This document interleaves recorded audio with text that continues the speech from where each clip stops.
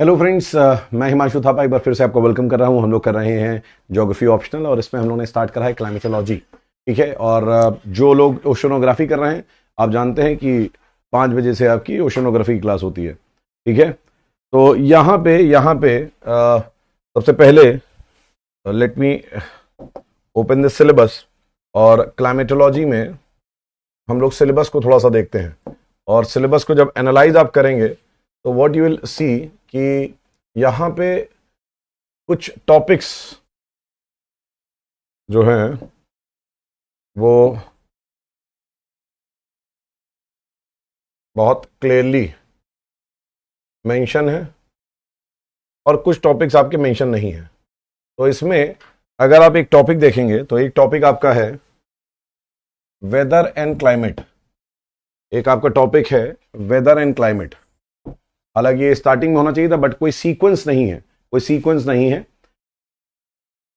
Good afternoon to all, good afternoon to all. तो यहाँ पे एक टॉपिक है आपका वेदर एंड क्लाइमेट। ठीक है। तो वेदर एंड क्लाइमेट के बारे में हम लोग आज बात करेंगे। वेदर एंड क्लाइमेट के बारे में हम लोग बात करेंगे, which is very very important. ठीक है। एंड देन कुछ हिडन टॉपिक्स हैं जो इसमें नहीं है, जैसे कि origin origin of the atmosphere which is not there, है ना। ऐसा कुछ नहीं है। एटमॉस्फेयर एज अ चैप्टर पूरा आपका गायब है। ठीक है। वो भी हमारा टॉपिक है जो हमें पढ़ना है।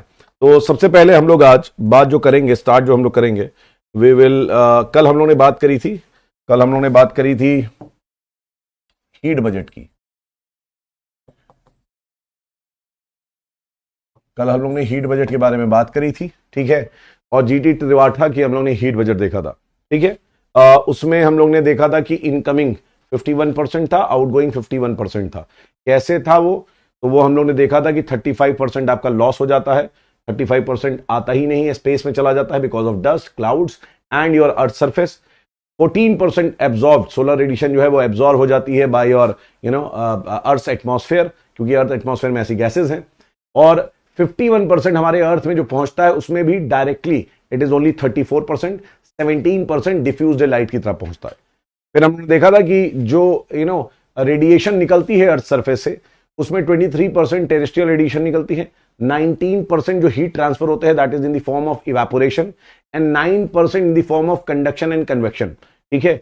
और ये जो हीट है, ये जो 23% हीट आपकी टेरेस्ट्रियल रेडिएशन से निकली है, इसका 6% is absorbed by the greenhouse gas, 17% goes to it goes directly to the space, and 19% evaporation वाला जो है वो कंडेंसेशन, क्लाउड जब बनता है तो लेटेंट हीट निकलती है। Will come to the topic of latent heat.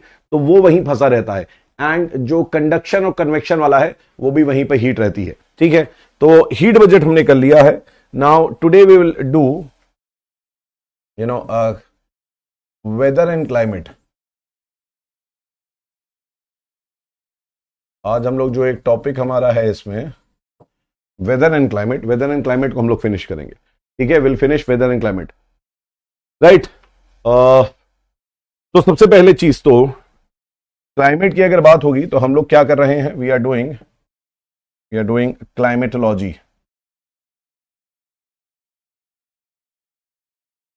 We are doing climatology. ठीक है।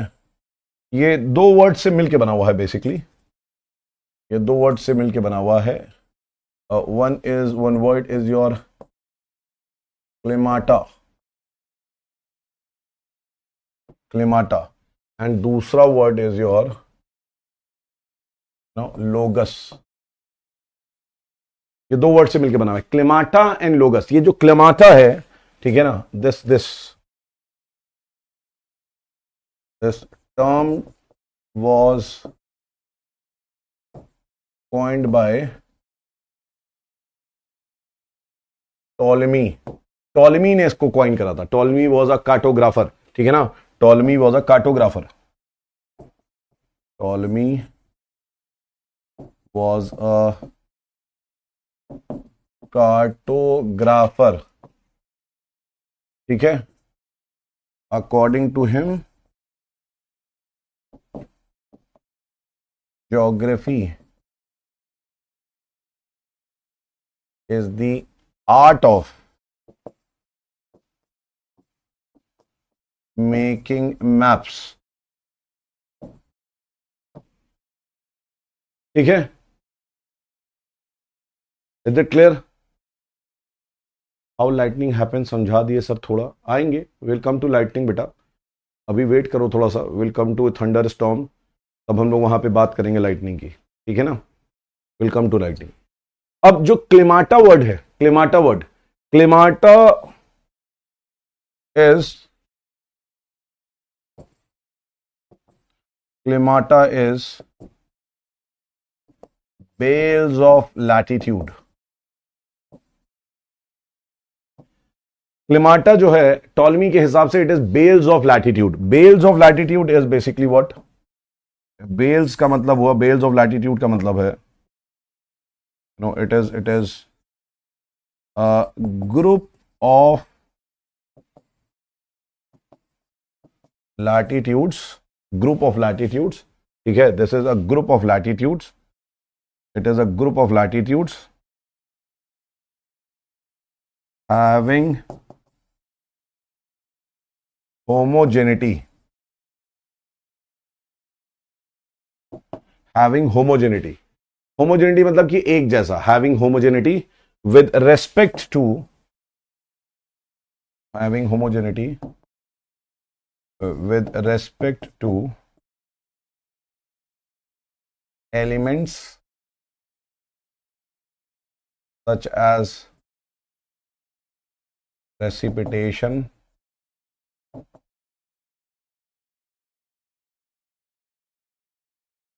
temperature,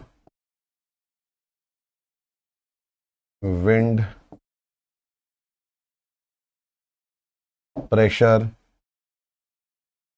etc. etc. So what is basically bales of latitude? What he's trying to say is, अच्छा, लोगस का मतलब क्या होता है? It is to study scientifically, ये यहीं समझ लो। लोगस का मतलब होता है टू स्टडी एनीथिंग साइंटिफिकली। अब यहां पे बेल्स ऑफ लैटिट्यूड क्या है?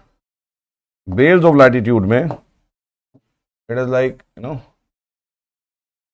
you have 10 degree south, 10 degree north, this is equator, this is equatorial region, this is what, this is equatorial region, there are certain groups, यहां से लेके यहां तक, यहां पे आपके क्या है, बेल्स ऑफ लैटिट्यूड है, कई सारे लैटिट्यूड्स है, 0 डिग्री, 1 डिग्री, 2 डिग्री, 3 डिग्री, है ना, 10 डिग्री तक नॉर्थ में, 10 डिग्री तक साउथ में। तो ये क्या है? These are basically what, these are belts of latitude, these are group of latitudes, these are what, these are group of latitude. और यहां पे अगर देखोगे तो इक्वेटोरियल रीजन में क्या है? इक्वेटोरियल रीजन में ऑलमोस्ट लगभग हर जगह, ऑलमोस्ट लगभग एक जगह क्या है, रेनफॉल होती है हर दिन, है ना, यहां पे वेट कंडीशन है, यहां का एवरेज टेम्परेचर जो है वो अप्रोक्सीमेटली 27 डिग्री सेंटीग्रेड रहता है। यहां पे विंड्स जो है it is basically a zone of doldrum, ये आगे पढ़ोगे तुम लोग। तो कुछ यहां पे क्या है, सिमिलैरिटीज हैं, इस जोन में होमोजेनिटी है, लगभग एक जैसा यहां पे ये एलिमेंट रहते हैं, प्रेसिपिटेशन। तो this zone, this is known as what, it is known as klimata, this is known as klimata, ठीक है, इसको हम क्लेमाटा बोलते हैं, this is what, this is your klimata, इसको टॉलेमी ने क्लेमाटा बोला। Is it clear what is klimata? Klimata क्या है, ठीक है ना। So there will be certain degree of homogeneity in that place, there will be certain degree of homogeneity, आपको एक जैसा मिलेगा उस जगह पे, टेम्परेचर, प्रेसिपिटेशन, विंड, प्रेशर, वो लगभग एक जैसा मिलेगा, लगभग एक जैसा मिलेगा, ठीक है। अच्छा सॉरी, NS, ठीक है, चलो कोई टेंशन नहीं, SN, अब मेरी फीलिंग को समझ गए ना, दैट इज मोर इंपॉर्टेंट, ठीक है। तो बेसिकली यहां पे क्या है, there is uniformity, there is, इन सारे लैटिट्यूड्स में there is what, there is uniformity, there is uniformity, ठीक है, एक यूनिफॉर्मिटी है, एक यूनिफॉर्मिटी है। अब लिखिए, आप लोग लिखिए इसमें, ये हो गया तो डन लिखो, and then right, and right climatology refers to the scientific analysis of climatology refers to the scientific analysis of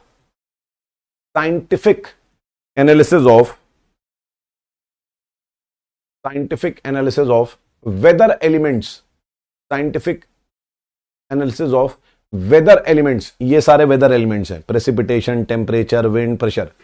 Scientific analysis for weather elements for a given climata.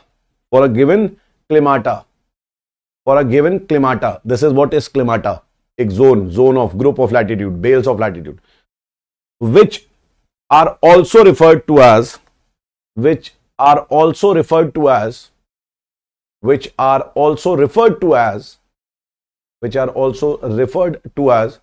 climatic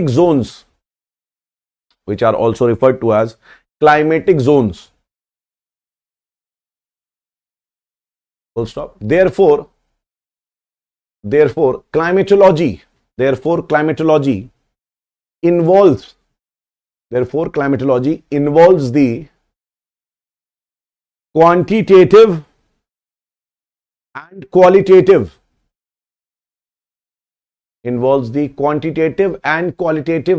method for analyzing the meteorological data on a synoptical chart. Synoptical is SYNOPTICAL.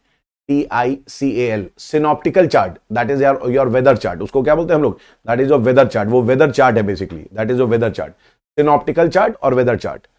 Basically climatology क्या है? Climatology जो है एक scientific analysis है जिसमें qualitative और quantitative methods use होते हैं और आप वेदर एलिमेंट्स को एनालाइज करते हैं, ठीक है, और पर्टिकुलर क्लिमाटा के लिए, पर्टिकुलर क्लाइमेटिक जोन के लिए आप एनालाइज करते हैं. तो that is what is climatology, ठीक है ना. तो स्टडी, सिंपल वर्ड में बोलोगे, रॉ डेफिनेशन में, तो it is to study scientifically the climate. And what is climate? Climate comes from a word called climata. Climatas are bales of latitude having some homogeneity. ठीक है, having some homogeneity. So this is what climatology is. ठीक है, this is what climatology is.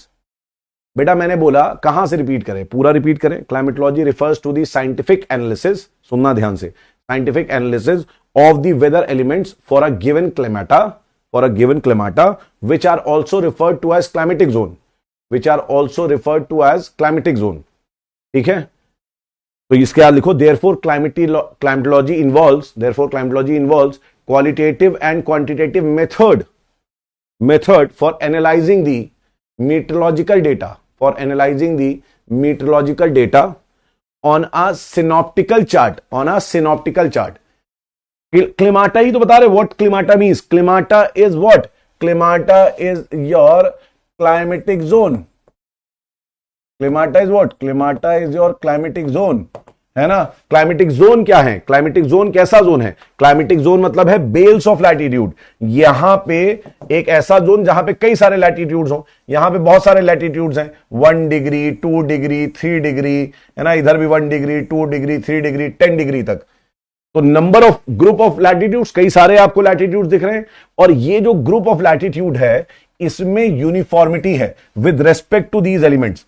इसमें homogeneity है, certain type of homogeneity, कि वहां पे इन सारे एरियाज में, इन सारे लैटिट्यूड्स में एक ही जैसा लगभग प्रेसिपिटेशन होगा, एक ही जैसी बारिश होगी, एक ही जैसा टेम्परेचर होगा, विंड्स लगभग एक जैसी चलेंगी, प्रेशर यहां पे लो रहेगा लगभग.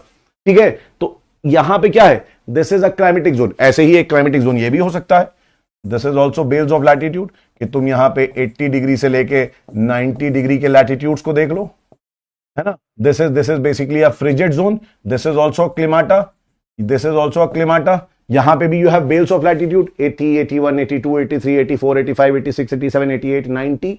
These are what? 90 is like your latitudinal point, but belts of latitude. तो यहां पर भी क्या है? होमोजेनिटी है, ठंडा है, एक टाइप का टेम्परेचर है, इट इज वेरी ड्राई, वहां पे बारिश बहुत ज्यादा नहीं होती है ना. विंड्स वहां पे बहुत तेज चलती हैं, ठीक है ना. तो ये सारे वहां के रीजन्स हैं. तो klimata is what? Klimata is basically your zone. समझ में आई? हाँ हाँ बिल्कुल करता है ना एग्जिस्ट, मैंने बताया ना, ये देखो एग्जिस्ट करता है। यहां पर भी क्लिमाटा, क्लिमाटाज आर व्हाट, क्लिमाटाज आर जोन, जिसको हम बोलते हैं ना torrid zone, temperate zone, tropical zone, polar zone, frigid zone. ये जो जोन्स हैं, दिस इज योर क्लिमाटा, ठीक है ना, this is your क्लिमाटा। Klimata is belts of latitude. तो टॉलेमी ने वर्ड ये क्वाइन करा था। Is it clear? यहां तक बात समझ में आ रही है? ठीक है, तो यहां पे लेट्स राइट नाउ दी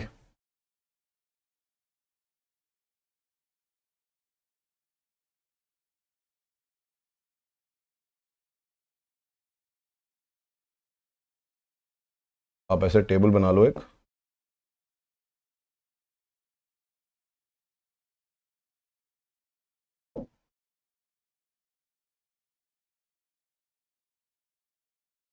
ठीक है।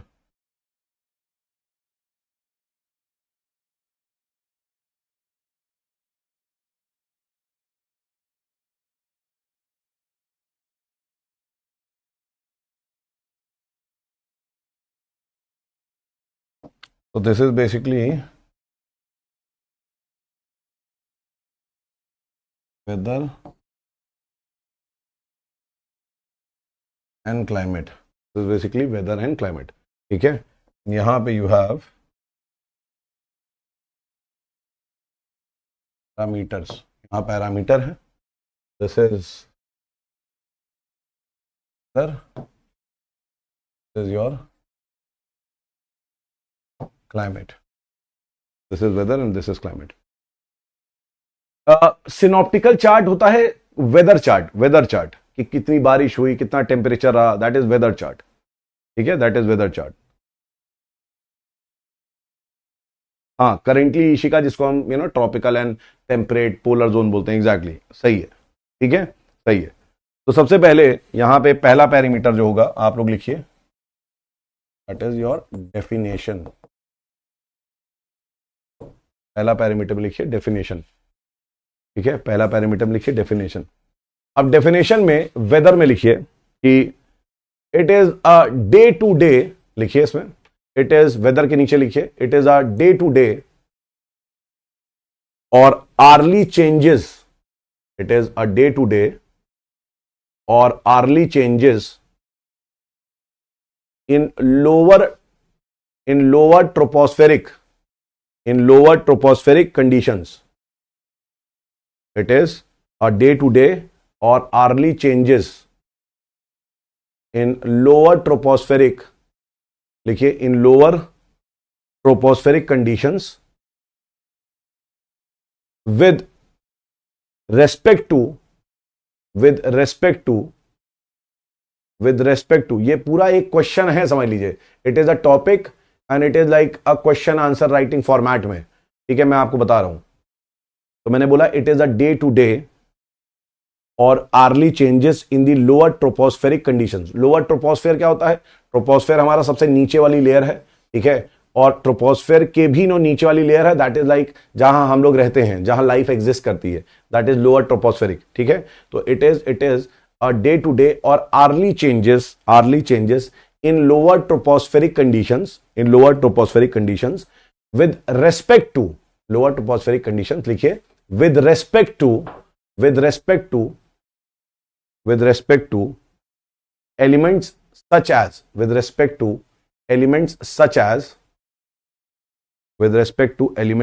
as,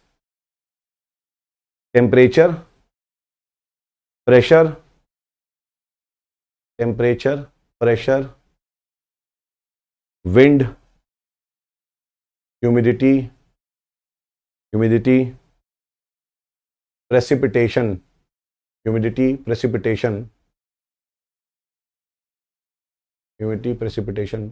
at a particular place and particular time, at a particular place and particular time, at a particular place and particular time, at a particular place and particular time, ठीक है।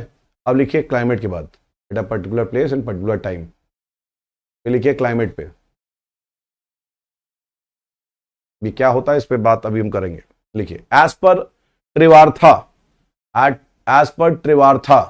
TREWARTHA, as per Trivartha, comma, climate is an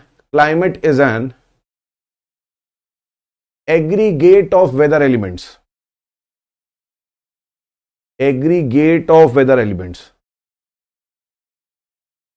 at a particular place. Climate is an aggregate of weather elements at a particular place. पहली चीज, this is first definition के हिसाब से, ठीक है। Weather क्या है? वेदर आपका टाइम, आर्ली चेंजेस हो सकते हैं। आज डे वाइज चेंज हो सकता है। आज आपका वेदर अच्छा है, कल हो सकता है वेदर खराब हो जाए, बारिश वारिश होने लगे, हेल स्टॉर्म गिरने लगे, क्लाउड्स आ जाएं, ठीक। आज आपका वेदर सही है दिन में, शाम आते आते वेदर चेंज हो जाए। आर्ली चेंजेस भी हो सकते हैं, ठीक है ना, आर्ली चेंजेस हो सकते हैं। क्लाइमेट जो है ये एक वेदर एलिमेंट्स का एग्रीगेट है, जो कि 35, 75 लंबे ड्यूरेशन में जो मेजर करा जाता है, एक ये एग्रीगेट है। It is not a sum total of averages. ध्यान रखना, ये सम टोटल नहीं है एवरेजेस का। It is an aggregate of weather elements. जो वेदर एलिमेंट्स है वो क्या हो सकते हैं? वेदर एलिमेंट्स तुम्हारे प्रेसिपिटेशन है। वेदर जब हम बोलते हैं तो वेदर तुम्हारे दिमाग में क्या आता है? वेदर सोचते ही तुम्हारे दिमाग में कितनी ह्यूमिडिटी है, ठीक है, कितनी बारिश हो रही है, क्या बारिश हो रही है या ड्राई कंडीशंस है, विंड्स कैसे चल रही हैं, है ना। दिस इज व्हाट, टेम्परेचर कितना है, ये तुम्हारे वेदर कंडीशंस है। दीज आर वेदर एलिमेंट्स, इनको हम बोलते हैं वेदर एलिमेंट्स। यही वेदर एलिमेंट्स है। तो वो वेदर जो है बहुत जल्दी जल्दी चेंज होता है। वेदर क्या होता है? आर्ली चेंजेस होते हैं वेदर में। आप कोचिंग इंस्टीट्यूट में गए मॉर्निंग में, बहुत अच्छा प्लेजेंट वेदर है, दिन में निकल रहे हैं 4 घंटे बाद देखा आपने भयंकर बारिश हो रही है, ठीक है। This is what weather is. Weather तुरंत चेंज हो जाता है। वो गाना भी है ना, मौसम की तरह तुम कहीं बदल तो ना जाओगे, है ना। तो वो भी क्या है, मौसम की तरह कहीं बदल ना जाओ, राइट। तो मौसम बहुत तेजी से बदलता है, तो कहीं मौसम की तरह तुम ना बदल जाओ। तो this is what weather is, वो वेदर है हमारा, ठीक है ना। क्लाइमेट इज स्टेबल, क्लाइमेट लंबे समय के लिए है। क्लाइमेट क्या है? लंबे समय के लिए है, ठीक है। क्लियर है बात यहां पे? Is it clear?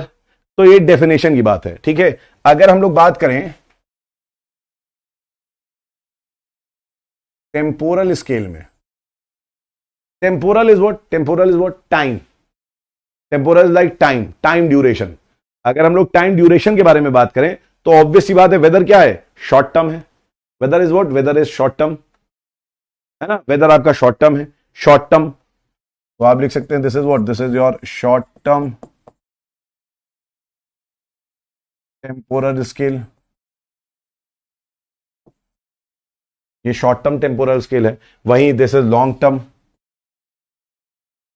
क्लाइमेट क्या है? टेम्पोरल मतलब होता है टाइम बेटा।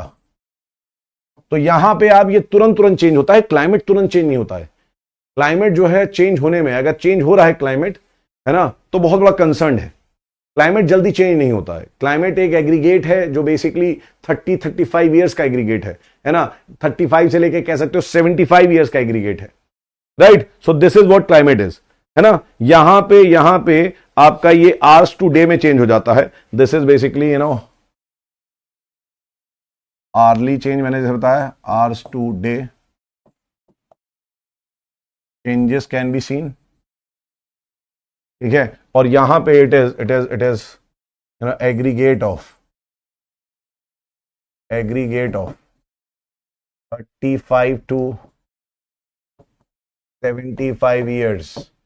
और ये चेंज इतनी जल्दी नहीं होता है। Change is not frequent. Change अगर हो रहा है, क्लाइमेट चेंज हो रहा है, तो बड़ी कंसर्न की बात है, ठीक है। इसीलिए क्लाइमेट चेंज जो हो रहा है अभी, वो एक बहुत बड़ा कंसर्न है, क्योंकि क्लाइमेट चेंज नहीं होना चाहिए, है ना। देखो क्लाइमेट क्या है, जैसे आपसे कोई पूछता है, यार तुम कहाँ रहते हो, मैंने कहा मैं लखनऊ में रहता हूं भाई, ठीक है ना।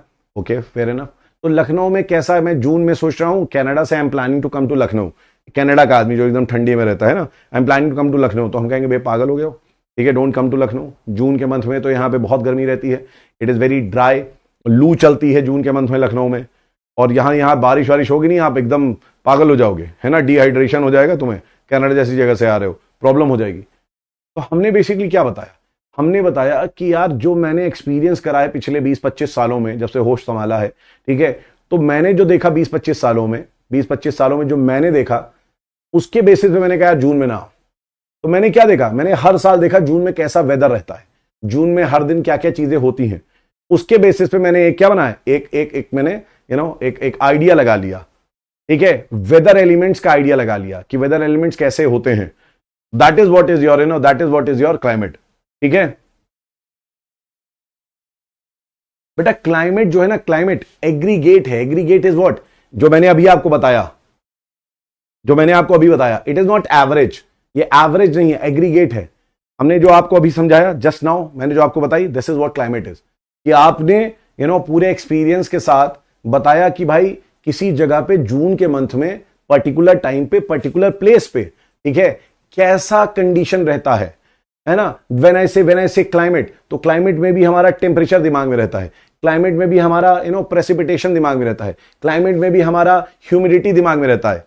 तो जब हम बता रहे हैं उसको, तो हम कह रहे हैं जून के मंथ में भाई यहां पे ना आना। अब जब मैंने बोला ना आना तो क्यों, और उसके साथ मैंने क्या बोला, मैंने कहा जून में यहां पे लू चलती है, इट इज वेरी ड्राई, यहां रेनफॉल नहीं होती, इट इज वेरी हॉट। तो ये एलिमेंट्स है, वेदर एलिमेंट्स, और इनका एग्रीगेट जो है ये 30-35 ईयर्स में उनका एग्रीगेट मैंने बताया उसको। That is what is your that is what is your climate. तो क्लाइमेट जो है, क्लाइमेट आपका लंबे समय जैसा रहा है किसी जगह पे, है ना, temperature, pressure, wind, humidity, precipitation, उसको आप बताते हैं। तो 30-35 ईयर्स, 70 ईयर्स में जो आप देख रहे हैं उसके बेसिस पे आप बता रहे हैं। वेदर क्या है, वेदर हर दिन चेंज होता है। जैसे उसने फोन करा, भाई मेरी फ्लाइट संडे को आ रही है ना, वहां वेदर कैसा है, तो मैं कहूंगा यार आज तो बड़ा अच्छा वेदर है थर्सडे को, आई डोंट नो संडे को कैसा वेदर रहेगा। ठीक है, हो सकता है यार बारिश भी हो जाए, बिकॉज वी डोंट नो। ठीक है, तो हमने क्या करा, डे टू डे की बात हम कर रहे हैं यहां पे। Is it clear? अब क्लियर है सबके? Yes Jadiya, is it clear? ठीक है, तो यहां पे दूसरा क्या हो सकता है, parameter can be your variability. Parameter can be your variability. ठीक है, तो वेदर जो है is highly variable. Weather is highly variable, बहुत तेजी के साथ चेंज होता है, वेरिएबिलिटी बहुत है, हाईली वेरिएबल है ना। लेकिन ये जो वेरिएबिलिटी होती है, this is short term variability, this is short term variability, short term variability है ये। ठीक है, this is what is short term variability, है ना। अगर हम लोग क्लाइमेट की बात करेंगे तो क्लाइमेट आर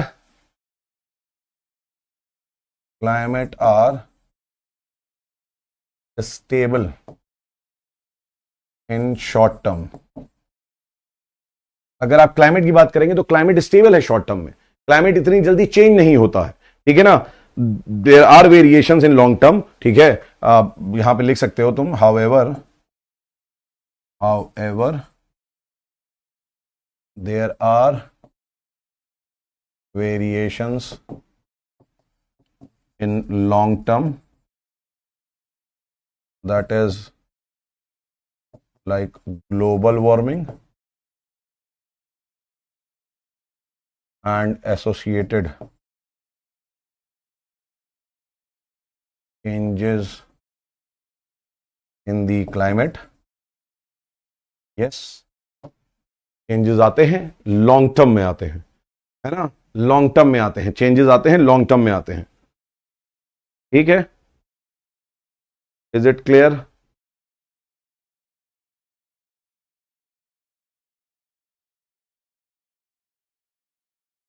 दिल्ली कब आ रहे हैं? Delhi I be coming on 17th, that is Sunday, I be there by 2 o'clock I guess.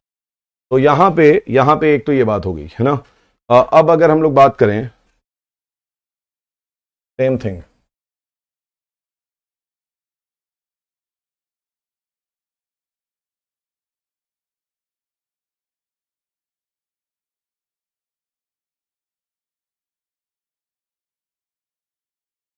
अब एक criteria can be your no elements. क्या एलिमेंट्स हो सकते हैं? ठीक है, तो यहां पे एलिमेंट्स जो होंगे, this is your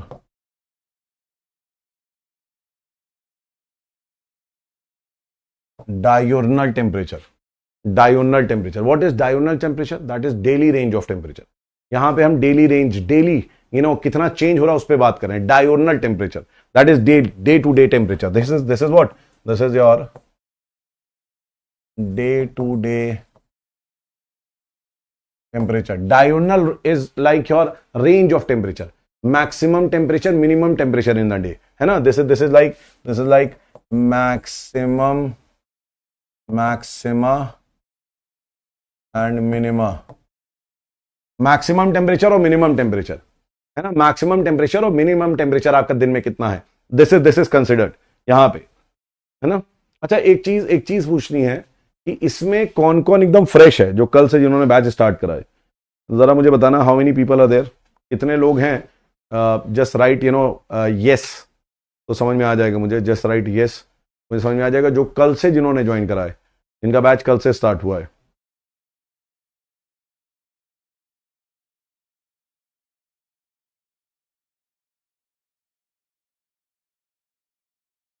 I just want to understand.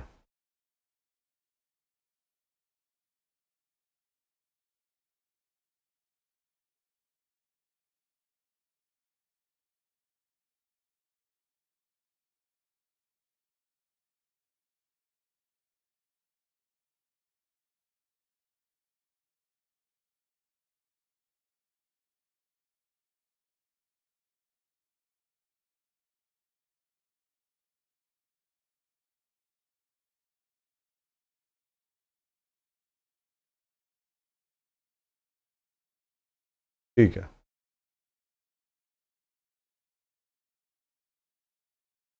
ठीक है, ग्रेट. तो यहाँ पे क्या क्या आपके एलिमेंट्स हैं यहाँ डे टू डे. यहाँ वर्षा आप एकदम ठीक बोल रही हैं, है ना. एकदम ठीक बोल रहे हैं आप. It is a long term weather pattern in a particular place, particular region, in a particular time also. वर्षा in a particular time also. ठीक है. यहाँ पे आपका डायोनल टेम्परेचर हो सकता है. यहाँ पे you can say your diurnal humidity, day to day humidity कितनी है. Your diurnal you can say precipitation, कि डे टू डे बारिश कितनी हो रही है, ये एलिमेंट यहां कंसिडर करते हैं. You can also consider your diurnal pressure, pressure कितना है, हाई प्रेशर, लो प्रेशर कितना जा रहा है दिन का. ठीक है. दीज आर दी एलिमेंट्स जो आप वेदर में कंसिडर कर रहे हैं. देखो एक चीज समझना, अभी जो मैं तुम्हें लिखवा रहा हूं ये अगर 150 वर्ड में आ गया या 250 वर्ड में आ गया तो बिलीव करिए लोग लिख नहीं पाएंगे. वेदर एंड क्लाइमेट के डिफरेंस में तुम्हें वेदर एंड क्लाइमेट का डिफरेंस जो है वो थोड़ा ही समझ में आएगा, है ना. वेदर और उसका आपका थोड़ा ही समझ में आएगा. पिलाजिक वाला कॉन्सेप्ट हम लोग इवनिंग वाली क्लास में करेंगे. Will talk about it in the evening. ठीक है. पिलाजिक वाला कॉन्सेप्ट हम आपको बताएंगे, इवनिंग में बताएंगे. You will be able to understand. ठीक है. अब यहां पे जो बात होती है, यहां पे क्या एलिमेंट्स होते हैं. These are your average annual ranges. यहां पे एनुअल रेंज आप लेते हो, है ना. एवरेज एनुअल रेंज लेते हैं आप. यहां पे you have average annual range. Average annual range of, average annual range क्या होता है. Again maximum minus maximum and minimum, but annually. This is yearly, this is yearly, है ना. तो यहां पर भी वही चीजें हैं, बट आप एवरेज ले रहे हो, एनुअली आप बात कर रहे हो. You are talking about average annual. ठीक है. तो maximum and minimum of average temperature. ठीक है. तो this is maximum and minimum, maximum and minimum average temperature. This is what this is basically कि जनवरी में एवरेज टेम्परेचर क्या रहा मिनिमम और क्या रहा मैक्सिमम, है ना. आप एवरेज यहां पे लेते हो, है ना. यहां पे रेंज ऑफ टेम्परेचर आप लेते हो. यहां पे आप बात करते हो एवरेज एनुअल प्रेसिपिटेशन की. यहां पे आप बात करते हो एवरेज एनुअल प्रेसिपिटेशन की, कि साल में कितनी मैक्सिमम कितनी मिनिमम हुई, किस मंथ में हुई, है ना. यहां पे आप बात करते हो एवरेज एनुअल ह्यूमिडिटी के बारे में. ठीक है. यहां पे एवरेज एनुअल प्रेशर के बारे में बात करते हो. यहां पे विंड के बारे में बात करते हो. तो यहां पे आप बड़े स्केल में एनुअली बात करते हैं, जहां पे आप यहां पे डे टू डे लेते हैं. This is the very basic, very very important difference. ठीक है। भाग्यश्री अभी तो जियोमॉर्फोलॉजी स्टार्ट नहीं होगा, जियोमॉर्फोलॉजी बहुत बाद में स्टार्ट होगा, ठीक है, अभी जियोमॉर्फोलॉजी नहीं होगा, ठीक है।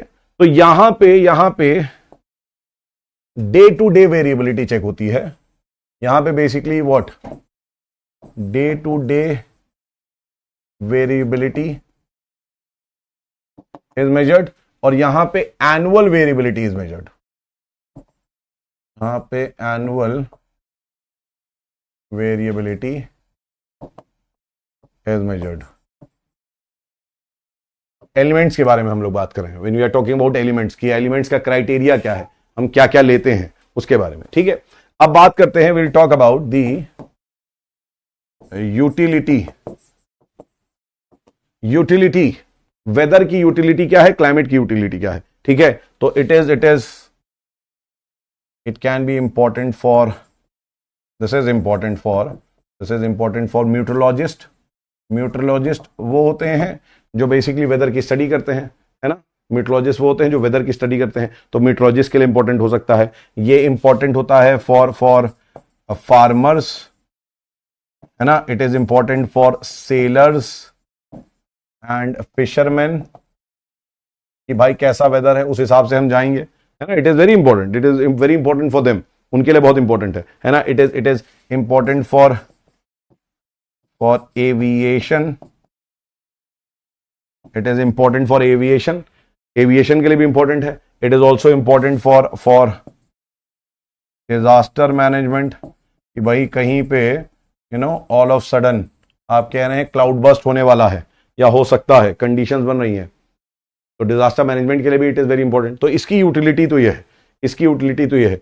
इसकी यूटिलिटी क्या है, ठीक है, इसकी यूटिलिटी किसके लिए है, it is for obviously geographers.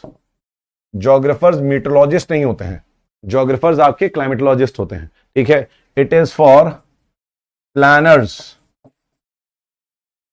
या आपके प्लानर्स के लिए भी इंपॉर्टेंट है, ठीक है। अब प्लानर्स कोई भी हो सकते हैं, प्लानर्स किसी भी उसमें हो सकते हैं, ये प्लानर्स हो सकते हैं रूरल प्लानिंग करते हो, है ना, तो वो वेदर कंडीशन के हिसाब से चीजों को बनाएंगे, रोड्स बनाएंगे, कि बारिश ज्यादा होती है तो किस टाइम पे रोड बनाएं, प्लानिंग। ये अर्बन अर्बन अर्बन प्लानर्स हो सकते हैं, अर्बन प्लानिंग करते होंगे, ये उनके लिए भी इंपॉर्टेंट है ना। It is also important for disaster management, disaster management के लिए भी ये इंपॉर्टेंट है, क्योंकि कहां पे कितनी रेनफॉल हो रही है हर साल, कहीं पे रेनफॉल नहीं हो रही है, ड्रॉट पड़ रहा है, सूखा पड़ रहा है, फेमीन की कंडीशन हो रही है, तो उसके लिए भी इट इज इंपॉर्टेंट। तो क्लाइमेटोलॉजी वो सारी चीज करती है, ठीक है। And it is also important for common people like farmers, farmers के लिए भी इंपॉर्टेंट है, for common people like farmers. Why, क्यों, क्योंकि भाई फार्मर्स को भी जरूरत होगी इसकी, है ना, फार्मर्स की भी जरूरत होगी, ठीक है। तो this is what is your. Ankit, I don't know आप किस वाले बैच में बेटा, अगर आप जुलाई वाले बैच में तो क्लाइमेटोलॉजी, आप ओशनोग्राफी आपकी ऑलरेडी चल रही है शाम में, और अगर आप इस बैच में ज्वाइन करा है, आपने कल ज्वाइन करा है, तो अभी देयर इज टाइम, आप अभी थोड़ा सा इंजॉय करें दूसरे लेक्चर्स को, उसका समय आएगा and we'll talk about it, ठीक है। फिर हम इसको क्या मेजर कर सकते हैं, और दूसरे किस में मेजर कर सकते हैं, इसको लिखो पहले, डन लिखो इसको, ये हो गया तो डन लिखो।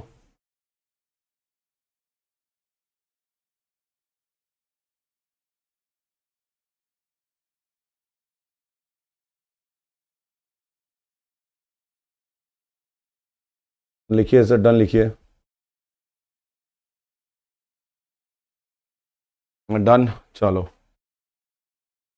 तो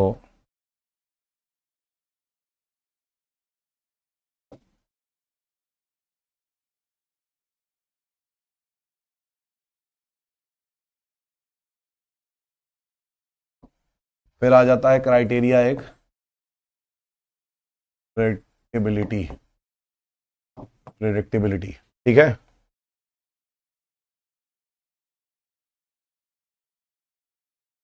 weather has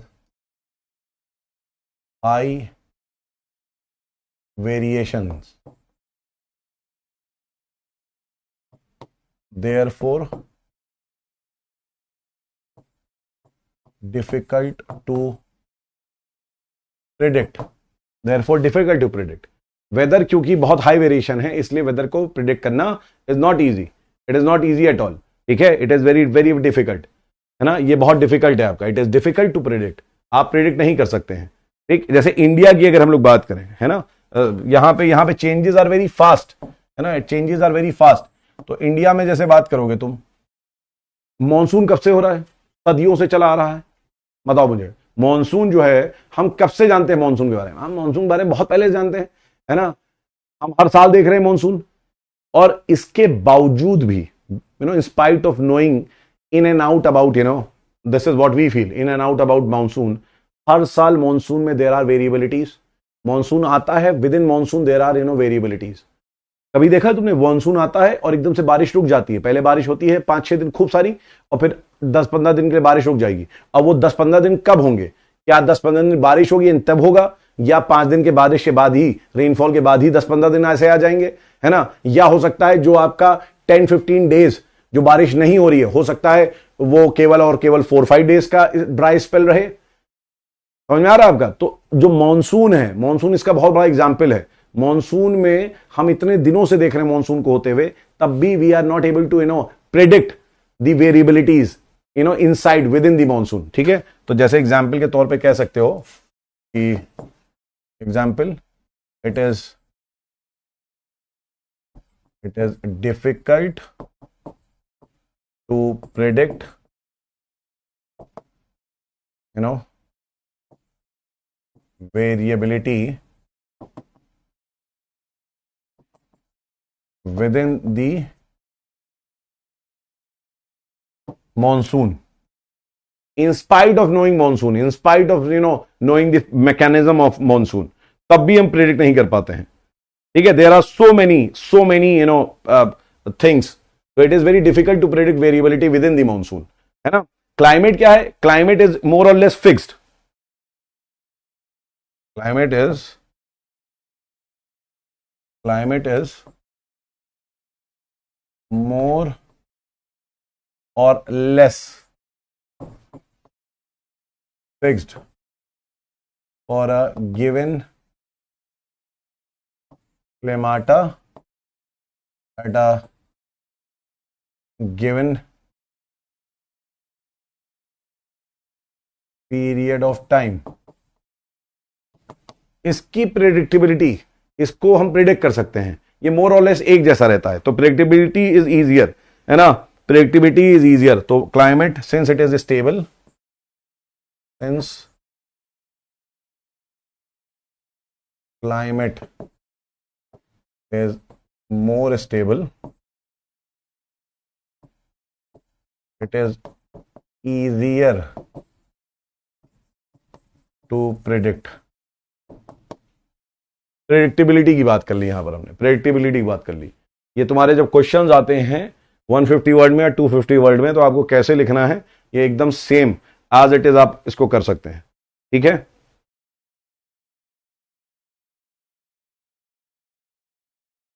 नेचर,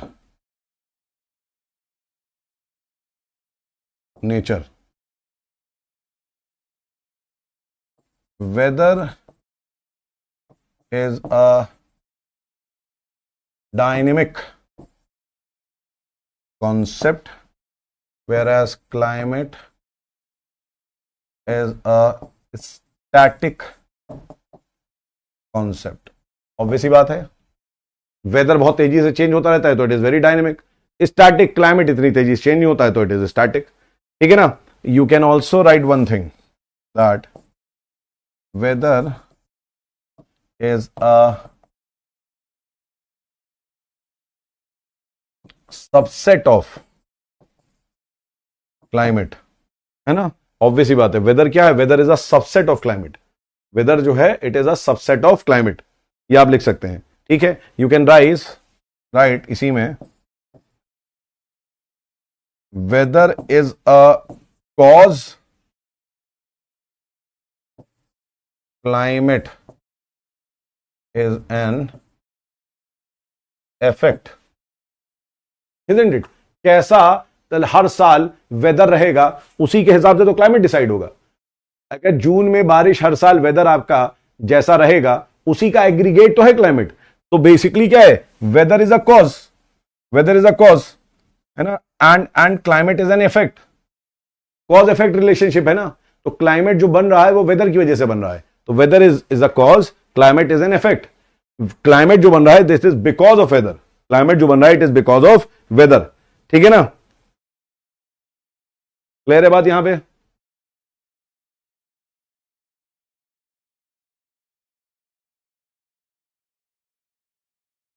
अब यहां लिखिए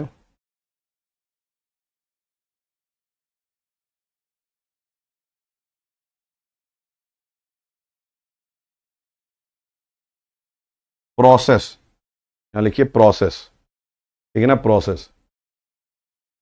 तो क्लाइमेट लिखो सबसे पहले, वेदर के बारे में, वेदर के बारे में लिखो सबसे पहले कि वेदर सिग्निफाइज, वेदर सिग्निफाइज और इंडिकेट्स, लिखिए वेदर सिग्निफाइज।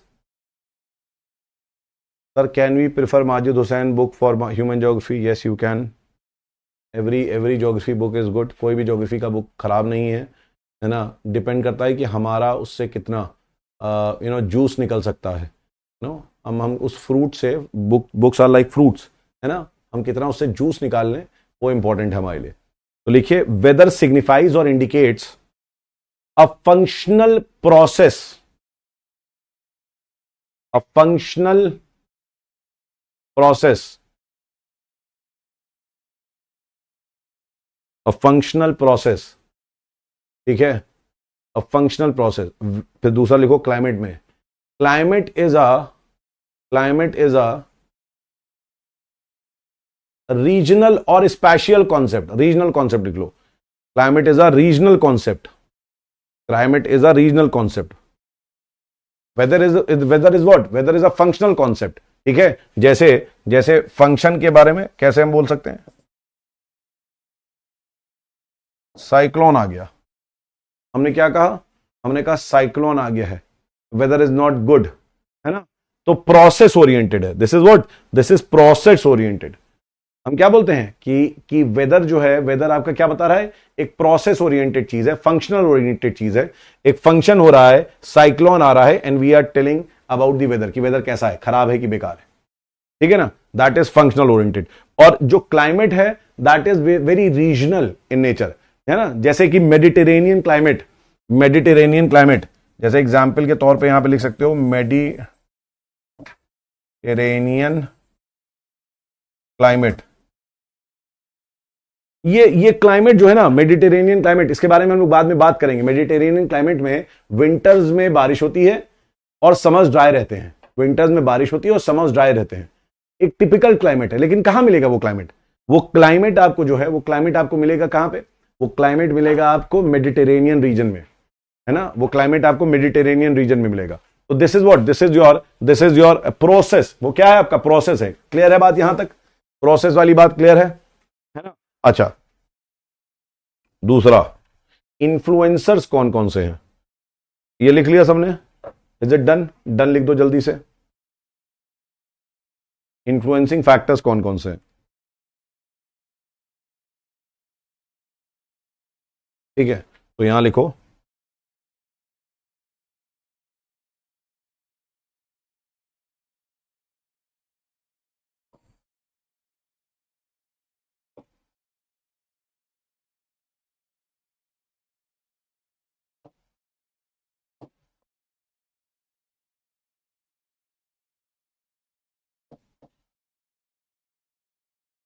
यहां पे लिखो इन्फ्लुएंसिंग फैक्टर्स। वेदर में इन्फ्लुएंसिंग फैक्टर्स क्या है,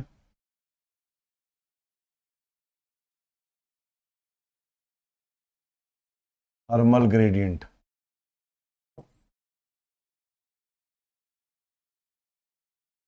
प्रेशर ग्रेडियंट। अच्छा, क्या होता है थर्मल ग्रेडियंट, प्रेशर ग्रेडियंट, ये हम लोग अभी आगे आने वाले चैप्टर में, जिन्होंने जीएस पढ़ा उनको तो मालूम होगा, लेकिन आगे आने वाले चैप्टर में हम आपको बात करेंगे। Gradient is nothing but your difference, gradient याद रखिएगा, gradient is nothing but your difference.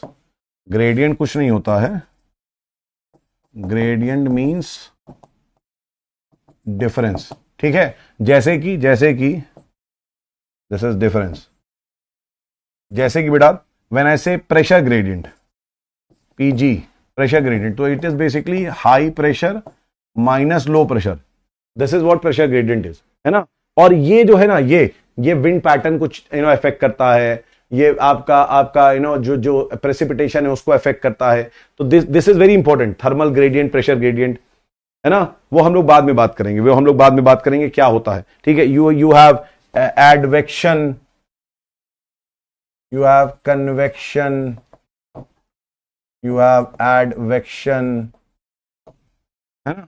अब अलग अलग आपके यहां पे इन्फ्लुएंसिंग फैक्टर्स हैं कि किसी जगह पे प्रेशर ग्रेडियंट कितना है। Pressure gradient is something like this. जो विंड होती है ना, विंड हमेशा याद रखिएगा high pressure to low pressure move करती है। आपने जीएस में पढ़ा होगा, विंड हमेशा high pressure to low pressure में मूव करती है। जितना आपका ज्यादा प्रेशर ग्रेडियंट होगा, आपने जीएस में पढ़ा होगा, जितना ज्यादा प्रेशर ग्रेडियंट होगा विंड की स्पीड उतनी तेज होगी, ठीक है ना, राइट। तो ये सारे फैक्टर्स हैं जो आपको yes you have studied, very good. तो ये सारी चीजें जो हैं, ये फैक्टर आपके इन्फ्लुएंस करते हैं वेदर को, ठीक है ना, वेदर को करते हैं। क्लाइमेट को कौन कौन से करते हैं? तो क्लाइमेट को करते हैं लैटिट्यूडनल डिस्ट्रीब्यूशन, है ना, कि किस लैटिट्यूड में आप बात कर रहे हैं, और वो डिपेंड करता है क्या इक्वेटर पे बात कर रहे हो, पोल्स पे बात कर रहे हो, या 20 डिग्री पे बात कर रहे हो, किस लैटिट्यूड में बात कर रहे हो, वो मैटर करता है। मैटर कर जाता है आपका योर डिस्टेंस फ्रॉम सी। हो सकता है आप इतनी दूर हो सी से कि वहां तक एयर पहुंचते पहुंचते पूरी मॉइस्ट हो जाए, वो ड्राई हो जाए। आपकी सी से जो एयर चली है, आप इतनी दूर आप सिचुएटेड है, जैसे मंगोलिया, जैसे कजाकिस्तान, कि पहुंचते पहुंचते एयर पूरी ड्राई हो जाए, आपको डेजर्ट वहां पर मिलेगा, ठीक है, पूरा डेजर्ट मिलेगा। समझ में आई आपकी बात यहां पे? Is it clear?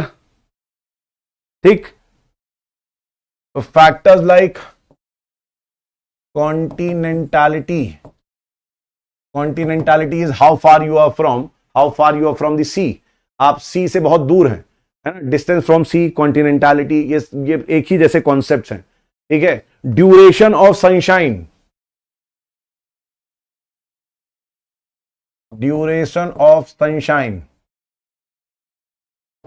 Amount of insolation is solar radiation. Insolation मतलब होता है सनलाइट, है ना, जो सोलर रेडिएशन हम लोग रिसीव कर रहे हैं हमारा अर्थ, दैट इज व्हाट इंसोलेशन। आगे आने वाले चैप्टर में हम लोग पढ़ेंगे। हाँ, इजिली 250 वर्ड का आंसर बन गया, यस, है ना। You talk about pressure belts, climate में you talk about pressure belts. ये सारे फैक्टर्स हैं, these are the influencing factors. You also have you also have winds, global prevailing winds, you have local winds, you have jet streams. So this is your answer, ये आपका answer है। Process वाला cyclone क्या है? Cyclone is a function which is happening, तो जो weather है, weather आप किसी रीजन के बेसिस पे नहीं बोलते हैं, है ना। वेदर जो है किसी रीजन बेसिस पे नहीं होता है। जैसे क्लाइमेट होता है ना, क्लाइमेट आप वो रीजन स्पेसिफिक बोलते हैं। जैसे suppose desert is a region, arid region है, सूखा है वहां पे, तो आप क्या बोलेंगे? डेजर्ट में ह्यूमिडिटी बहुत कम होती है, वो क्लाइमेटिक रीजन बन जाएगा। डेजर्ट क्या बन जाएगा तुम्हारा? क्लाइमेट को बताएगा। वहां आप क्लाइमेट बता सकते हैं। आप वहां कहेंगे कि डेजर्ट जो होता है, इन जनरल आप बोलेंगे डेजर्ट जो होता है इट इज वेरी ड्राई, है ना, the air is very very dry. वहां पे यू हैव लेस रेनफॉल, वहां यू हैव लेस वेजिटेशन। तो आप क्या बता रहे हैं? आप एक रीजन स्पेसिफिक आंसर कर रहे हैं। आप पोल्स पे गए, आपने कहा poles are very very cold, poles में you have dry air, poles में also you have less rainfall, poles is snow covered, ठीक है, वो आपने एक रीजन बताया। आपने इक्वेटर या ट्रॉपिकल रेन फॉरेस्ट वाला एक रीजन बताया वहां का क्लाइमेट कि वहां पे हैवी रेनफॉल होती है, वहां पे it is more than 300 centimetres rainfall annually हो रही है, वहां पे टेम्परेचर इज लाइक 27-28 डिग्री, वहां पे ह्यूमिडिटी इज हाई। ठीक है, ये क्या बता रहे हैं आप रीजन स्पेसिफिक बता रहे हैं, and this is what climate is. लेकिन वेदर क्या है? वेदर हमने कहा भाई हेल स्टॉर्म आ गया, ओले पड़ रहे हैं, वेदर इज वेरी बैड। हमने कहा एक प्रोसेस हुआ ना, हेल स्टॉर्म, बारिश हुई, रेनफॉल हो रही है, हम कह रहे हैं भाई बाहर ना जाना, वेदर इज नॉट गुड, बहुत रेनफॉल हो रही है। तो weather is not good because of certain process. Cyclone आ रहा है, इट इज अ प्रोसेस। तो this weather is process oriented. Weather जो है प्रोसेस वाला कॉन्सेप्ट है, फंक्शन का कॉन्सेप्ट है। जबकि क्लाइमेट जब आप बात करते हैं तो रीजनल कॉन्सेप्ट है, आप रीजन वाइज बात करते हैं। क्लेमाटा, क्लेमाटा क्या है? एक जोन है। तो हाँ, अब रीजन की बात करें। वेदर क्या है? वेदर कहीं पर भी हो सकता है। Weather is like not specific to some region, ठीक है ना, वेदर कहीं भी हो सकता है। वेदर प्रोसेस ओरिएंटेड है, ठीक है। Is it clear? तो this is what is your weather and climate. ये तुम्हारा छोटा सा टॉपिक है, हम छोटे छोटे टॉपिक कराते जा रहे हैं ताकि तुम्हारे अंदर कॉन्फिडेंस बना रहे कि हाँ हम हर दिन जो है एक टॉपिक कवर कर रहे हैं। ये बहुत तुम लोग के साथ परेशानी होती है ना। तो basically this is your, we have covered this. Basically हमने जो है we are done with heat budget of the earth, we are done with weather and climate, we are done with weather and climate. हमने weather और climate भी कर लिया, ठीक है। We are done with weather and climate. हमने weather and climate आपको बता दिया क्या होता है, ठीक है। Now to understand atmospheric circulation, temperature and pressure belts of the world, atmospheric stability, instability, planetary and local winds, monsoon, jet stream, ये सब समझने के लिए भाई साहब, ये सब समझने के लिए you need what? You need to understand what is the atmosphere.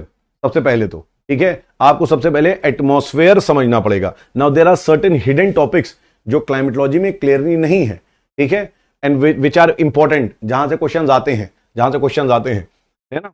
तो हम लोग उसको थोड़ा सा डील करते हैं। Let's talk about the basics now, ठीक है, जो हिडन टॉपिक है। तो हिडन टॉपिक में यू हैव योर एटमॉस्फेयर। एक अ फ्रेश पेज लीजिए, a new topic that is atmosphere. It is a very important topic, ये आपका जीएस में भी बहुत हेल्प करेगा, ठीक है। ये जीएस में भी हेल्प करेगा। नाउ कुछ चीजें बता रहे हैं, just you need to write first, ठीक है ना। आप लिखते रहिए, अभी लिखने का काम आज बहुत है, फिर हम समझाने का काम करेंगे। पहले आपको लिखना है। लिखिए, atmosphere refers to the mixture of atmosphere refers to the mixture of gases which encircles the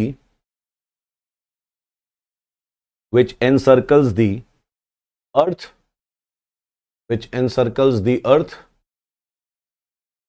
and is being held by Earth's gravity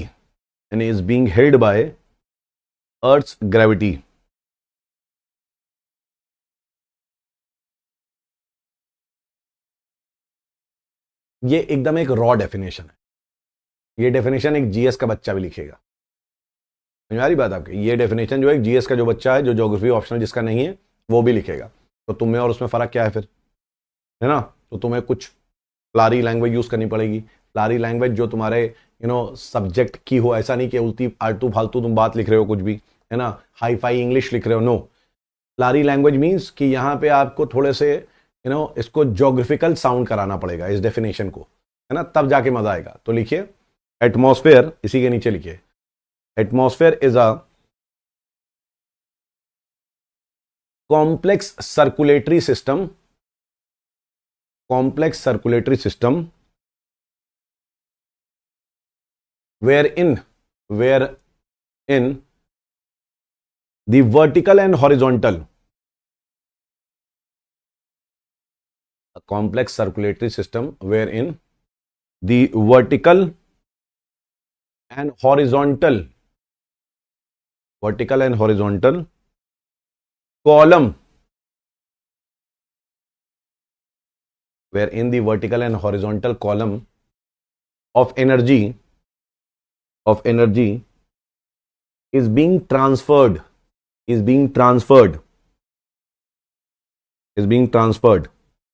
So basically it is a complex mixing system where it is being transferred. So basically it is a complex mixing system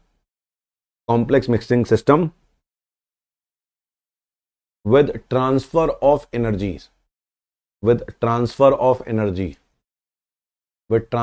energy.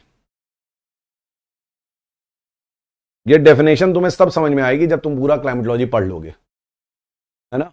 जब पूरी तुम climatology पढ़ लोगे then you will be able to understand this definition.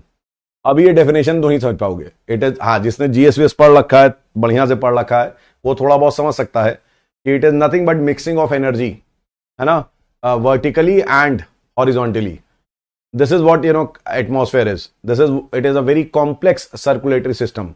याद रखिएगा, it is a very complex circulatory system. आसान नहीं है. एटमॉस्फेयर वैसा नहीं है जैसा हम सोच रहे हैं कि एकदम स्टेबल है ना. It is a very complex circulatory system. तो ये डेफिनेशन आपकी ठीक रहेगी. मुझे लगता है कि कहीं पर भी यूज करने के लिए दिस विल बी बेटर. ठीक है. अब हम लोग बात करेंगे किसके बारे में, रिपीट कर दूं. लिखिए, atmosphere is a complex circulatory system where in the vertical and horizontal column of energy is being transferred.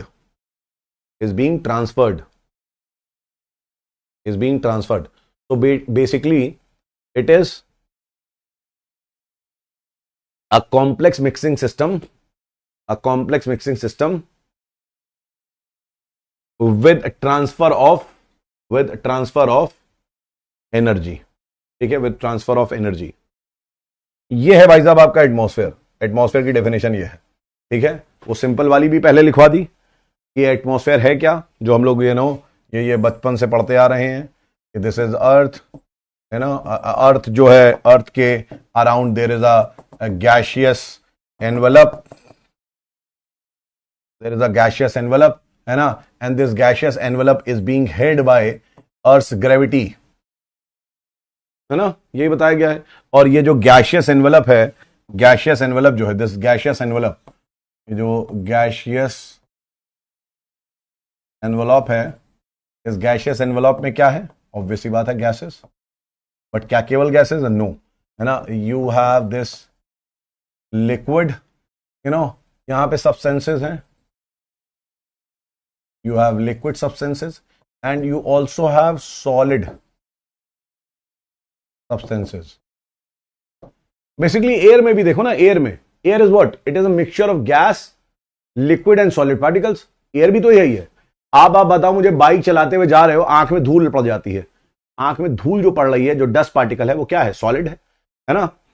आप बाइक चला रहे हो, बारिश होने लगी. वो बारिश कहां से हो रही है ना. ऐसा तो है नहीं अर्थ से नीचे से निकल रही और फिर ऊपर से आ रही है. कोई फाउंटेन तो लगा नहीं है, right. It is like from the top it is coming, from the atmosphere it is coming, है ना. और जो हमें ये ऑक्सीजन मिल रहा है, नाइट्रोजन जो है, जो कार्बन डाइऑक्साइड तबाही मचाए हुए है, मीथेन तबाही मचाए हुए है, ये सब कहाँ है? ये हमारे एटमॉस्फेयर में. तो गैसेस भी हैं हमारे एटमॉस्फेयर में, है ना. तो बेसिकली गैशियस एनवेलप में गैसेस भी हैं, लिक्विड सब्सटेंसेस भी हैं, और बेटा तुम्हारे सॉलिड सब्सटेंसेस भी. ठीक है, ये चीज याद रखिएगा. क्लियर है बात यहां पे? बेटा तुम्हारी मर्जी, ड्रॉ करना है तो कर लो, नहीं करना है तो ना करो.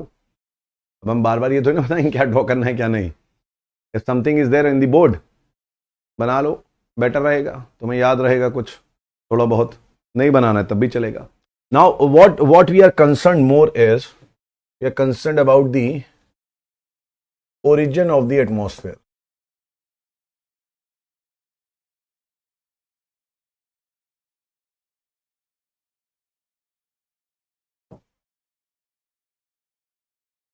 Origin of the atmosphere. ठीक है. लंबी कहानी है, लंबी कहानी है, इसको समझना पड़ेगा। देर आर टू थिंग्स, कुछ बातें हैं। एक आपका है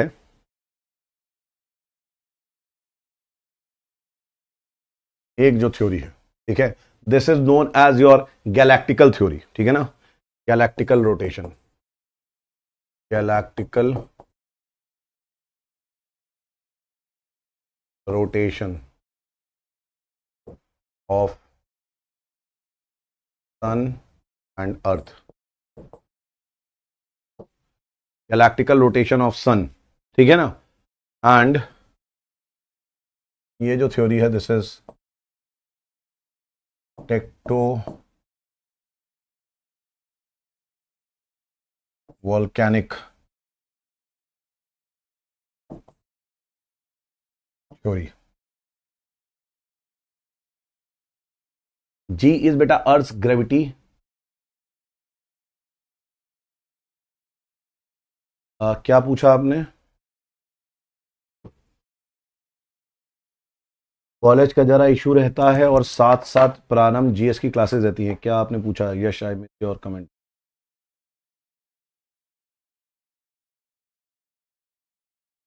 कहाँ गया यश, तुमने क्या पूछा है? प्लीज बता दीजिए सर, कॉलेज का जरा इशू रहता है और साथ साथ प्रारंभ जीएस की क्लास भी रहती है। कमेंट कहाँ गया? इससे पहले का कमेंट तो कुछ आया नहीं है तुम्हारा, मैं समझ नहीं पा रहा हूँ क्या प्रॉब्लम है।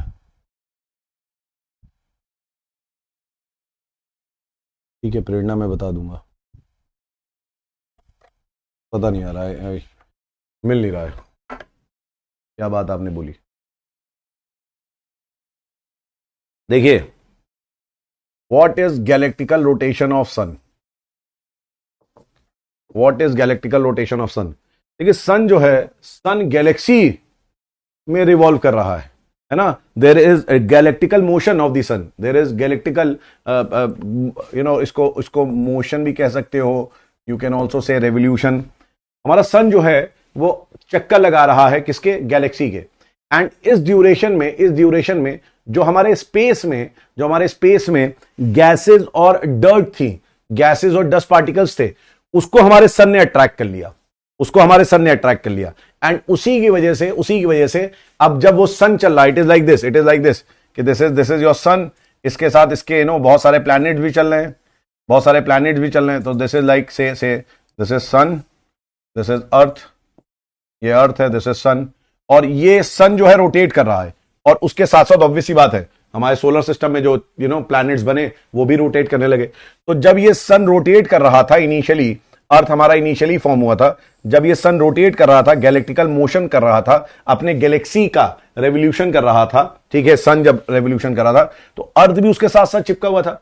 तो कभी कभी क्या हुआ, इट इज लाइक दिस कि यहां पे suppose these are your gases, suppose ये गैसेस थी, और इन गैसेस को कौन अट्रैक्ट कर रहा है?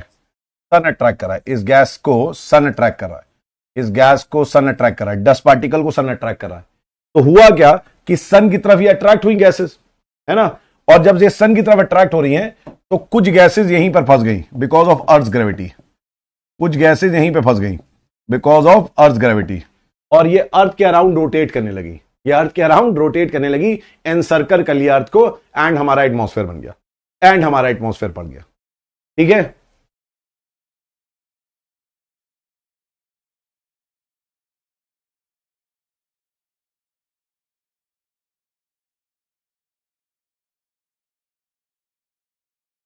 Management of 3 classes, see it is difficult. अगर आपका अभी कॉलेज रहता है, तो यस इट इज डिफिकल्ट, अभी आपको मैनेज करना बहुत डिफिकल्ट होगा। बट आई वुड से कि लाइव क्लास अगर नहीं देख पा रहे हैं आप, तो आप जो है रिकॉर्डेड क्लासेस देखिए, आप जो है स्पीड में बढ़ा के रिकॉर्डेड क्लासेस देखिए, या तो मेरी या जीएस की, ठीक है। This is one thing how you can manage 3 classes, ठीक है। बट यस, आपको 3 क्लासेस मैनेज तो करनी पड़ेगी। अभी 3 क्लासेस बेसिकली ज्योग्राफी की तो मैं 1.5 घंटे की क्लास ले रहा हूँ, है ना। अब मैं ज्योग्राफी में अभी 1.5 आवर्स की क्लास ले रहा हूँ।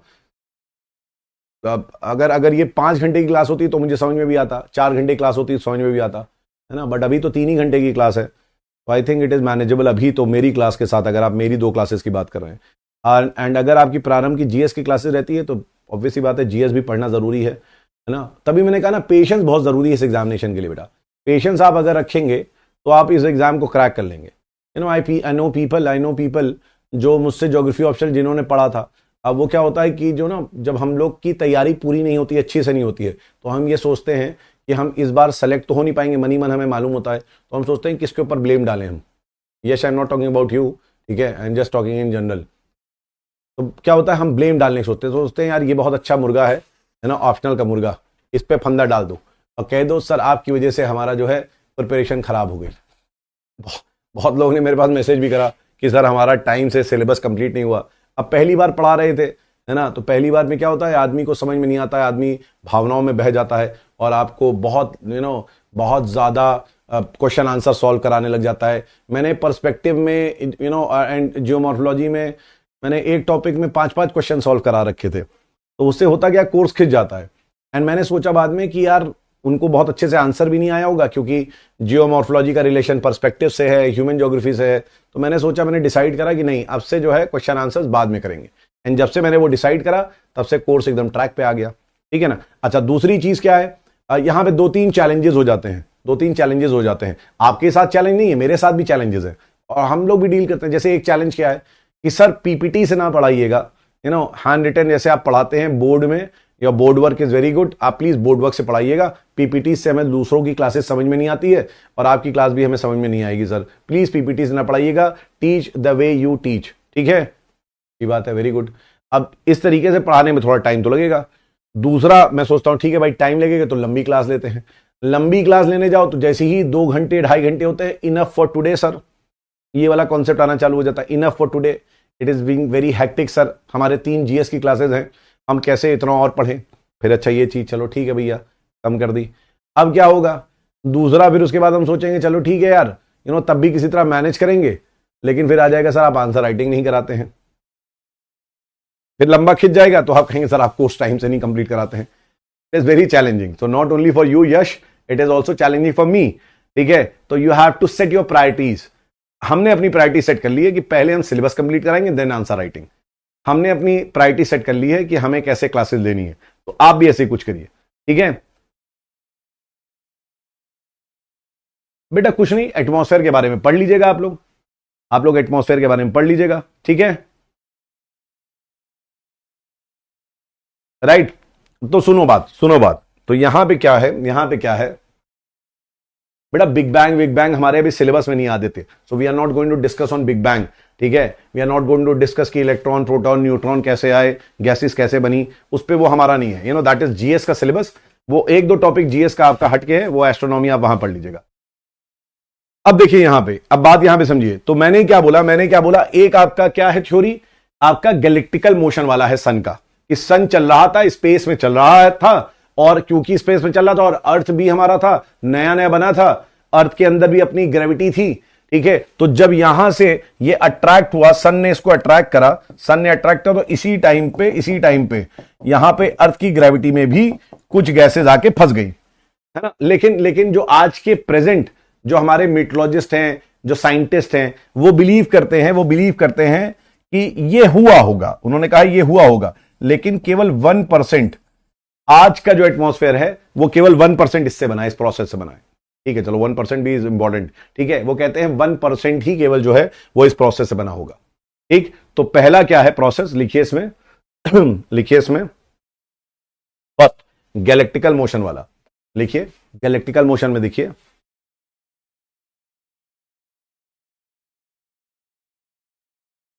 देखिए कि गैलेक्टिकल मोशन ऑफ द सन,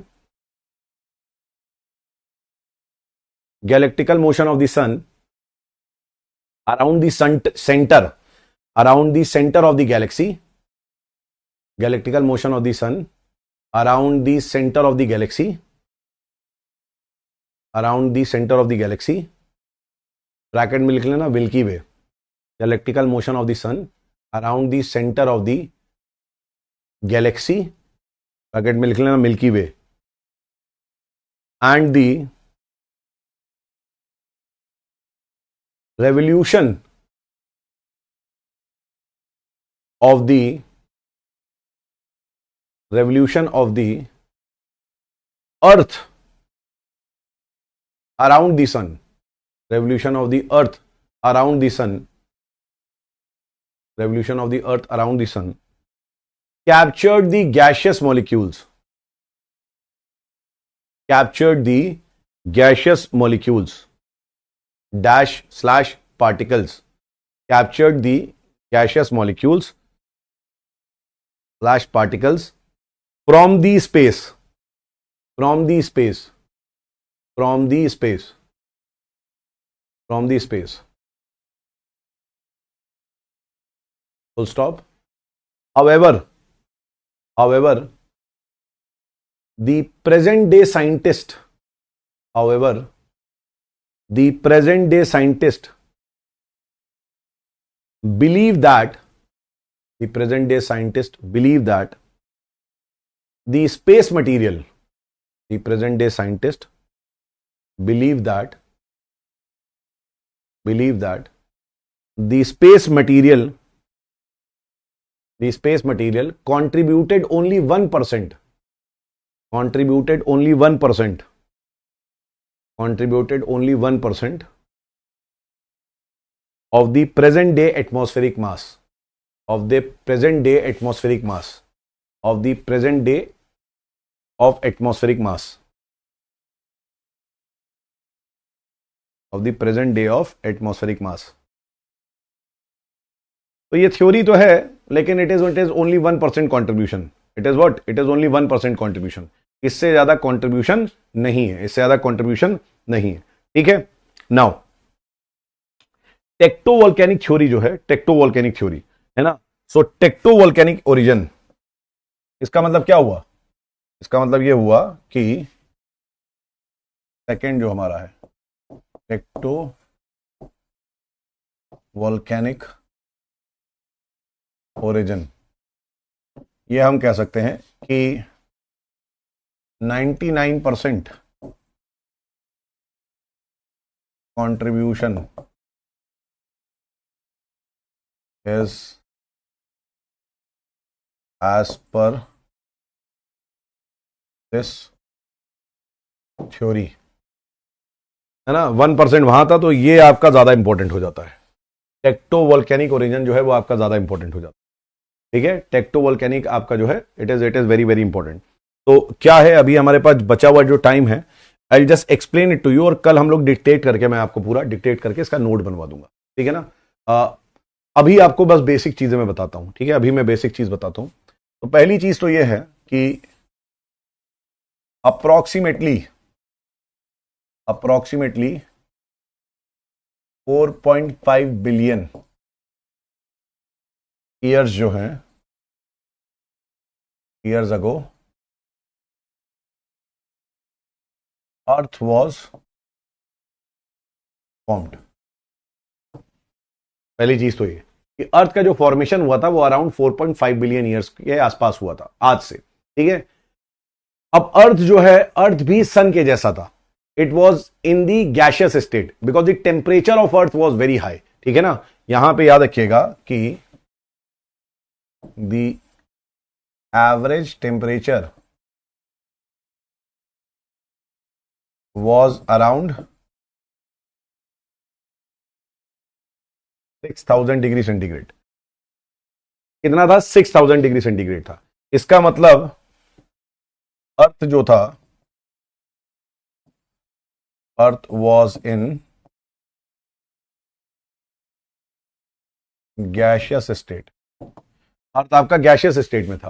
भाई टेम्परेचर आज मालूम तुम्हें 6000 डिग्री सेंटीग्रेड आज तुम्हारे अर्थ के कोर के पास है. लगभग अर्थ के कोर में इतना टेम्परेचर है, लगभग अप्रोक्सीमेटली 6000 डिग्री सेंटीग्रेड, है ना. बहुत टेम्परेचर होता है. ठीक है. It is high temperature. यहां एवरेज टेम्परेचर इतना था, एवरेज टेम्परेचर इतना था.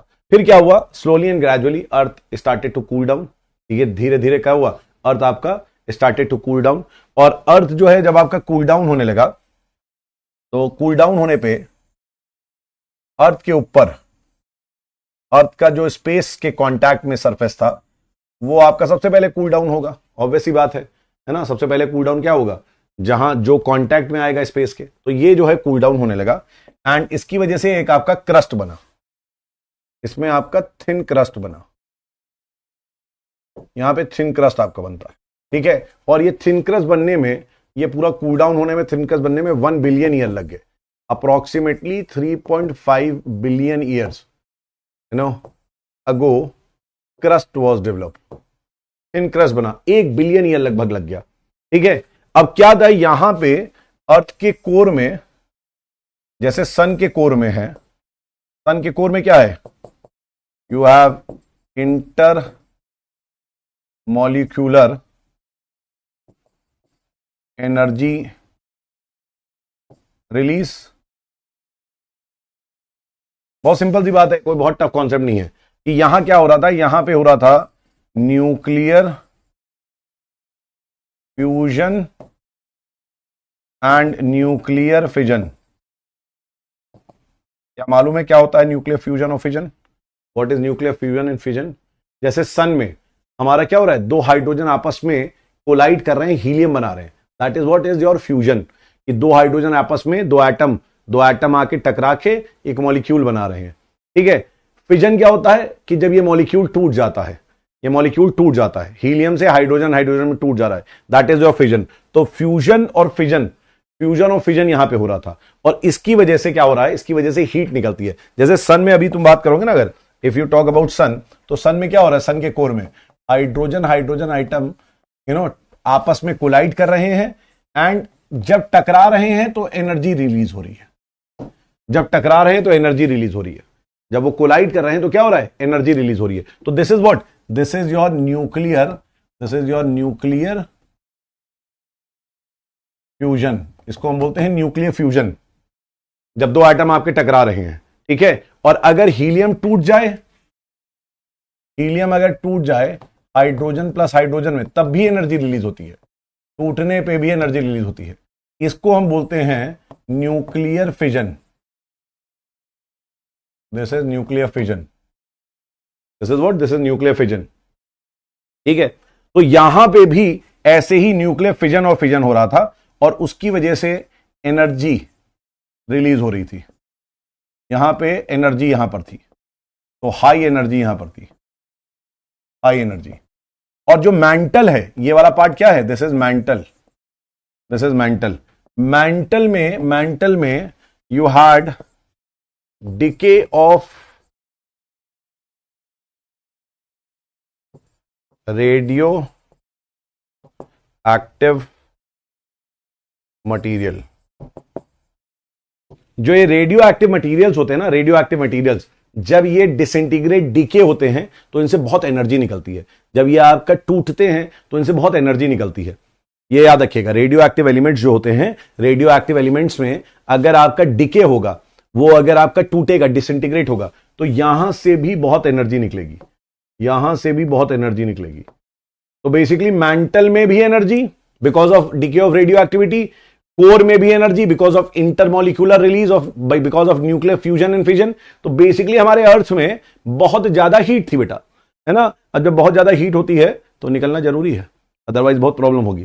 तुम भी इस बात को समझ लेना, पर्सनली भी, ठीक है। तो अगर आपकी हीट नहीं निकल रही है तो बहुत दिक्कत होगी। तो हीट तो निकलनी है, चाहे तुम जितना रोकने की कोशिश करो, ठीक है, वो निकलना ही निकलना है, it is a natural process. तो बेटा यहां पर भी कहां रोक पाएगा, और वो भी थिन क्रस्ट, एक पतली लिड की तरह जो है, ढक्कन है, ठीक है, ढक्कन को तोड़ ताड़ के सारी हीट बाहर आ जाएगी, ठीक है। तो यहां पे ढक्कन को, जो लिड है थिन क्रस्ट का, वो जब टूटेगा तो ऑब्वियस सी बात है, मैग्मा लावा के फॉर्म में बाहर आ जाएगा, है ना। कई जगह से बाहर आएगा, तो आया भी, बहुत जगह से आया, और लंबे समय तक आता है। भाई इतनी हीट है, ये हीट जब तक निकलेगी नहीं भाई साहब, तब तक ये लावा निकलता रहेगी, यू कैन नॉट स्टॉप, है ना, ये लावा निकलता रहेगा। तो इसको क्या बोला हम लोग ने, ग्रेट टेक्टो वोल्केनिक फेज बोला, ठीक है। तो बेसिकली यहां पे क्या हुआ कि ये जो था, यहां पे जो बेटा ये लिड बना हुआ था,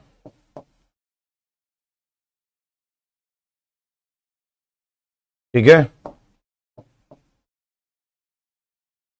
यहां से इस क्रस्ट से जो हमारी एनर्जी थी, वो अलग अलग जगह से लावा के फॉर्म में निकल गई, है ना, लावा के फॉर्म में निकल गई। कहीं कहीं पे क्रैक्स बने, उन क्रैक्स से निकला, कहीं कहीं पे वॉल्केनिक एक्सप्लोजन बहुत तगड़े हुए, वहां से निकला। और इस तरीके से हमारा क्या निकला, हमारा यहां पे लावा निकला। अब एक चीज बात ये है ना समझने वाली कि भाई साहब केवल लावा तो निकलता नहीं है। लावा, अगर वॉल्केनिक इरप्शन आपने समझा है या पढ़ा है तो आपको एक चीज मालूम होगी कि भैया जब वॉल्केनिक इरप्शन होता है तो उसके साथ गैसेस भी निकलती हैं, है ना। उसके साथ क्या होता है, गैसेस भी निकलती हैं। और जब गैसेस निकली यहां पर, जब यहां से गैसेस निकली, ठीक है, जो ये गैसेस निकली, ये एस्केप यहां पे, तो कुछ आपकी जो गैसेस थी वो यहीं पे आके क्या हुई, यहां पे आपकी फंस गई। अब कितनी हाइट पे जाके ये रुकी हैं, इट इज डिबेटेबल। कुछ कहते हैं 10,000, कुछ कहते हैं 32,000, 3200, कुछ कहते हैं 16,000। तो ऑन एन एवरेज बहुत सारे ज्योग्राफर्स मानते हैं कि दिस इज बेसिकली और 3200 किलोमीटर्स, 3200 किलोमीटर्स तक आपकी गैसेस जो थी वो एस्केप कर पाई, और ये जो है वहां से जाके उससे ज्यादा बियॉन्ड नहीं जा पाई। तो इन्होंने 3200 किलोमीटर्स तक ये आपकी फैली, and because of gravitational pull ये उससे बाहर नहीं जा पाई, उससे ज्यादा दूर नहीं जा पाई, ठीक है। तो यहां पे क्या फॉर्म हो गया, यहां पे बन गया हमारा पहला atmosphere. This was the first atmosphere. ये हमारा बना क्या, फर्स्ट एटमॉस्फेयर बन गया। This was the first atmosphere. Atmosphere कोई एक फेज में नहीं बना है, देयर आर 3 फेजेस जिसमें बना है, ठीक है। तो ये जो हमारा था, this was the first atmosphere, ये हमारा फर्स्ट एटमॉस्फेयर है। हाँ, पायरोक्लास्टिक मटेरियल भी निकलते हैं, एग्जैक्टली, ठीक है। तो यहां पे हमारा पहला एटमॉस्फेयर इस तरीके से बना, ठीक है।